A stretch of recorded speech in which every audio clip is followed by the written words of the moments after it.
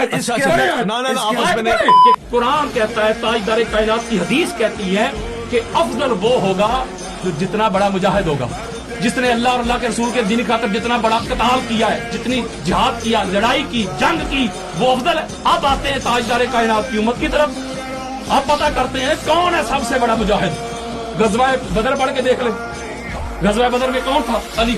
احد پڑھ کے دیکھ لیں، کون تھا؟ علی۔ خندق پڑھ کے دیکھ لیں، خندق پڑھ لیں، عمر بن عبد العزیز کی آپ کی للکارا تھا، سارے صحابہ ادھر بیٹھے ہوئے نہیں تھے، بولے نا، بیٹھے تھے، تو کون اٹھا؟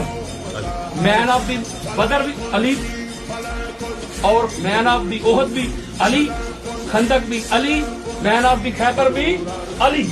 یعنی سب سے زیادہ جس شخصیت، جس پرسنالٹی نے اللہ اور اللہ کے رسول کے دین کی خاطر تلوار چلائی ہے نا، اس کا نام علی ابن ابی طالب ہے۔